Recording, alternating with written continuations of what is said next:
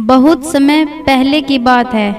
एक गांव में एक गरीब किसान अपने परिवार के साथ रहता था।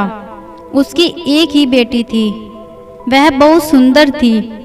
गरीब किसान ने गांव के जमींदार से कर्ज लिया हुआ था, किंतु गरीबी के कारण वह कर्ज वापस नहीं कर पा रहा था।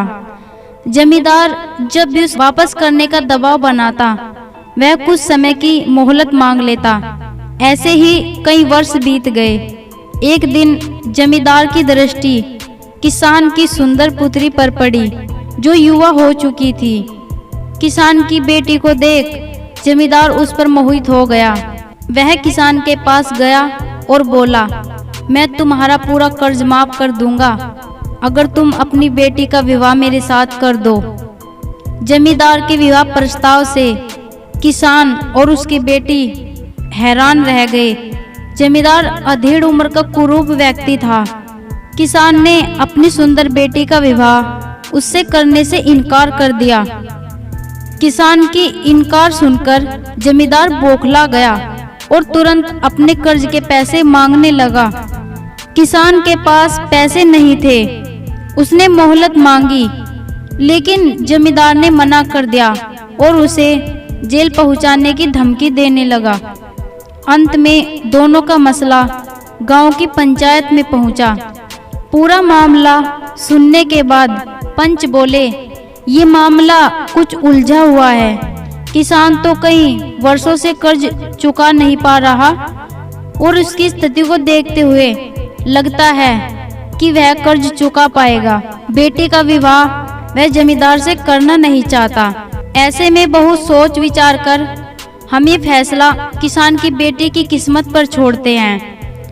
पंच आगे बोले, यहाँ जमीन पर काले और सफेद कंकड़ पड़े हुए हैं। जमींदार इन कंकड़ों में से 2 कंकड़ उठाकर 2 थैलों में रखेगा। किसान की बेटी को बिना देखे उन थैलों में से कंकड़ निकालना होगा। यदि वह काला कंकड़ निकालती है तो उसे जमींदार से शादी करनी पड़ेगी और किसान का कर्ज माफ कर दिया जाएगा। यदि वह सफेद कंकड़ निकालती है और किसान का कर्ज भी माफ कर दिया जाएगा। यदि वह कंकड़ निकालने से इनकार करती है तो किसान को जेल में डाल दिया जाएगा। पंचायत का फैसला सुनकर किसान और उसकी बेटी चिंता में पड़ गए।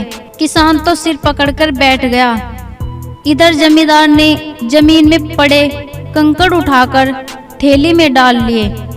जब जमींदार कंकड़ उठा रहा था तो किसान की बेटी ने देख लिया कि उसने सबकी आंखों में धूल झोंककर दोनों काले कंकड़ ही उठाए हैं। अब किसान की बेटी किसी भी थैले से कंकड़ निकालती, वह काले रंग का ही होता। जमींदार इतना धूर्त होगा ये उसने सोचा नहीं था, लेकिन उसे किसी भी हाल में इस मुसीबत से बाहर निकलना था। वह अपना दिमाग दौड़ाने लगी। उसके सामने 3 विकल्प थे। थैली में से कंकड़ निकालने से मना कर दे और पिता को जेल जाने दे। दूसरा, थैली में से कंकड़ निकाले और चुपचाप जमींदार से शादी कर ले। तीसरा, पंचों को जमींदार की धूर्तता के बारे में बता दे। तीसरा विकल्प उसे ठीक लगा, लेकिन पंचों के बताने पर भी इस मुसीबत से छुटकारा नहीं मिलता। पंच जमींदार से कंकड़ बदलवा लेते और अंत में निर्णय उसकी किस्मत पर ही निर्भर करता। वह ऐसा उपाय सोचने लगी जिससे उसे पंचों को कुछ कहना भी ना पड़े और वह जमींदार से शादी करने से भी बच जाए। एक उपाय उसके दिमाग में आ ही गया। वह आगे बढ़ी और जमींदार की थैली में से एक कंकड़ निकाला, लेकिन उसे देखे बिना ही जमीन पर गिरा दिया। जमीन पर गिरकर वह कंकड़ अन्य कंकड़ों में जा मिला। हाय, ये क्या हो गया? कंकड़ का रंग तो मैं देख ही नहीं पाई और वह मेरे हाथों से नीचे गिर गया। अब मैं क्या करूं? किसान की बेटी पंचों को देखकर जानबूझकर परेशान होने का नाटक करने लगी। यह सुन एक पंच बोला, कोई बात नहीं, तुमने जो कंकड़ निकाला था अब उसे पहचानना संभव नहीं है। ऐसा करो, जमींदार के दूसरे थैले में कंकड़ निकाल लो वह जिस रंग का होगा उसके विपरीत रंग का कंकड़ ही तुमने पहले निकाला होगा। सभी पंच इस बात पर सहमत हो गए। इधर ये सुनकर जमींदार के होश उड़ गए, लेकिन अब वह क्या कहता। पासा पलट चुका था, वह चुप ही रहा। किसान की बेटी ने जब थैले में से कंकड़ निकाला तो वह काले रंग का था।